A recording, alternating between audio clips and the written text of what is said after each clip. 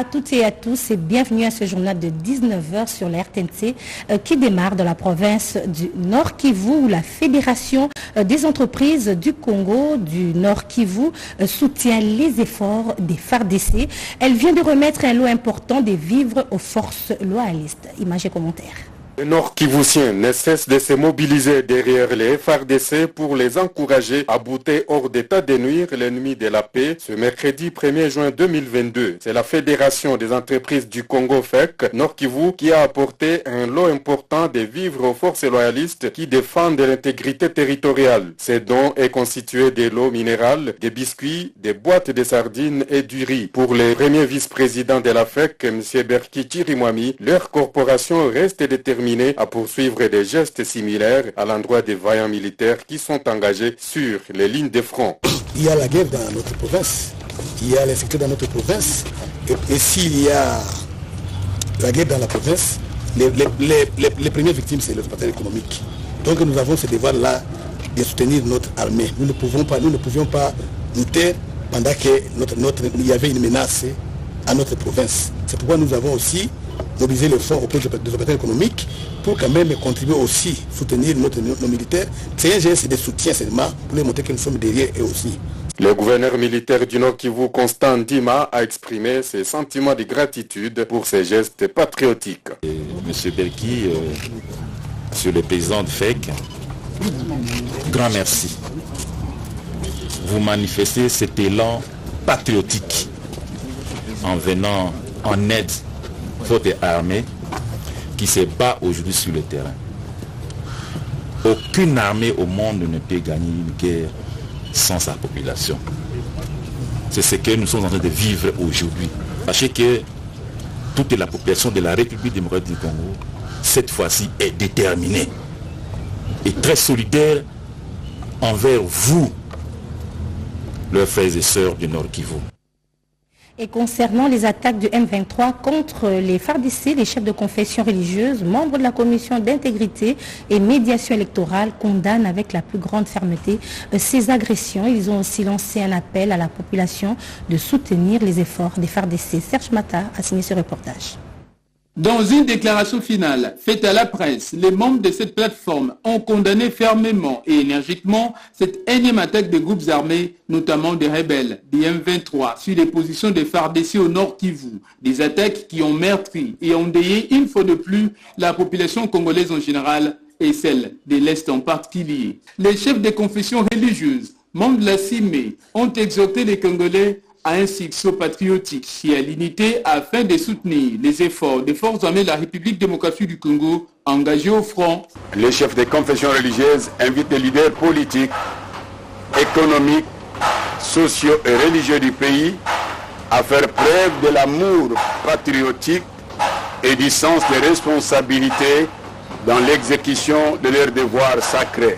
Les chefs des confessions religieuses recommandent à la CIRGL, à l'Union africaine et à toute la communauté internationale de s'assumer en établissant sans complaisance les responsabilités des forces apparentes et de leurs tireurs de ficelles impliqués dans le macabre dessein de la déstabilisation de la partie est de la RD Congo. Dans la suite de ces déclarations, l'ensemble des chefs des confessions religieuses, membres de la CIME, ont invoqué la bénédiction abondante des dieux sur le peuple de la région des Grands Lacs pour qu'ils découvrent l'amour de leurs semblables, les vertus de la tolérance et qu'ils les gratifient aussi de sa sagesse. C'est dans un élan de solidarité nationale qu'une frange de la jeunesse quinoise a été sensibilisée à s'approprier les axes phares de la lutte des FARDC qui défendent la partie est du pays en ce moment. C'était lors d'une matinée de sensibilisation de la jeunesse quinoise sur la situation sécuritaire dans l'est de la République démocratique du Congo. Pierre Mbouyou a signé ce reportage. La situation sécuritaire qui se vit présentement dans la partie est du pays, caractérisée par la bravoure de nos vaillants soldats et l'efficacité de nos hommes en uniforme, gage de la défense des acquis positifs, de la souveraineté diplomatique de la République démocratique du Congo, à travers l'intangibilité des frontières héritées de la colonisation. Tous ces faits géopolitiques ont été salués par la synergie des forces vives socio-juvéniles de la République démocratique du Congo, regroupées au sein du mouvement de réveil de la jeunesse congolaise MRJCO, réunis dans une matinée de sensibilisation quant à l'appropriation du patriotisme de nos voyants militaires. Le mouvement de réveil de la jeunesse congolaise, MRJCO en sigle, partenaire politique du chef de l'État, son Excellence Félix Antoine Tshisekedi Tshilombo, félicite et encourage nos forces de défense et de sécurité pour le grand travail qu'ils abattent sur le terrain avec bravoure et efficacité. Et sur ce, demande au Premier ministre, chef du gouvernement, de veiller à leur motivation, encouragement et soutien, car la protection de notre intégrité territoriale en dépend. Recommande aux politiciens, les hauts gradés de l'armée et de la police, ainsi que le peuple congolais tout entier, de s'unir autour du chef de l'État comme un seul homme, en mettant nos couleurs politiques de côté. Bien avant cette prise de position, la haute hiérarchie du MIGERCO a procédé à l'installation des secrétaires nationaux et à l'implantation officielle des animateurs de toutes les structures nationales spécialisées de ce mouvement associatif de la République démocratique du Congo. Après 82 ans, voilà que l'aéroport de Ndolo est en pleine réhabilitation. Le directeur général de la Régie des voies aériennes vient d'inspecter le site où s'effectuent les travaux. Annie Mbalaka, les détails. Construit en 1940, l'aéroport d'Ndolo, le tout premier aéroport de Kinshasa, est en train d'être réhabilité 82 ans après. Le dimanche 29 mai 2022, l'infatigable, l'homme des actions visibles, Alphonse Chungu Maungu, a personnellement lancé les travaux de rabotage de la piste de cet aéroport stratégique de Kinshasa, travaux qui constituent l'avant-dernière phase du projet. Visiblement, le directeur général de la RVA est déterminé à réhabiliter cette piste afin de gérer de manière efficace les trafics d'aviation d'affaires, c'est-à-dire des jets privés qui vont bénéficier de la proximité avec les centres-villes de Kinshasa. Cette piste ici doit être modernisée, réhabilitée. Si on respecte en fait cette contrainte du temps, le 30 juin, cette piste-ci sera donc inaugurée. Les travaux vont se dérouler en 3 phases. La première phase, le rabotage, qui devrait durer 2 semaines. La deuxième phase, la préparation du support pour la mise en œuvre des enrobés, avec une couche d'émulsion et la pose d'un géomembrane qui permet les remontées de fissures.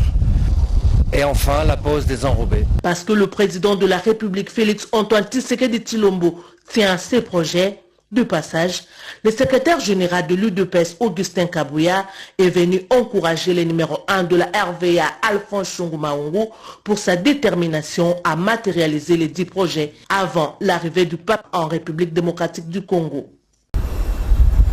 C'est une visite officielle de quelques heures que le président de la République, Félix Antoine Tshisekedi Tshilombo, a effectuée ce mardi 31 mai 2022 à Luanda, capitale de la République sœur d'Angola. Arrivé en début d'après-midi, le chef de l'État est accueilli au pied de l'avion par le ministre angolais des Affaires étrangères avant de traverser la haie d'honneur lui réservée par la garde d'honneur angolaise. Juste après, le cortège présidentiel s'est rendu au palais présidentiel angolais où l'attendait son homologue Joao Lourenço. Le président angolais, également président en exercice de la CIRGL, la conférence internationale des pays des Grands Lacs, mène une démarche de médiation pour une baisse de la tension et un règlement pacifique du différend entre la RDC et le Rwanda suite aux attaques du groupe terroriste M23 contre le FARDC et la mise en évidence d'un soutien du Rwanda à leur égard. C'est que Kinshasa a dénoncé vivement ce mardi. Les Congolais et Angolais ont eu un tête-à-tête de près de 2 heures centré sur la paix dans la sous-région des Grands Lacs et le différend entre Kigali et Kinshasa. Ceci faisant suite à la démarche du président Macky Sall, président de l'Union africaine, qui a parlé distinctement dimanche et lundi avec chacun des présidents Tshisekedi et Kagame dans la quête d'une solution pacifique dans les différends entre la RDC et le Rwanda. Le président angolais devrait d'ailleurs s'entretenir aussi avec son homologue rwandais dans la journée. La RDC, par la voix de son président, a fait savoir qu'elle veut la paix, mais une paix juste et basée sur la confiance et la sincérité des engagements. Sans être belliqueuse, la République démocratique du Congo défendra avec détermination sa souveraineté. C'est en fin d'après-midi que le président de la République, Félix Antoine Tshisekedi Tshilombo, a regagné Kinshasa, capitale de la République démocratique du Congo.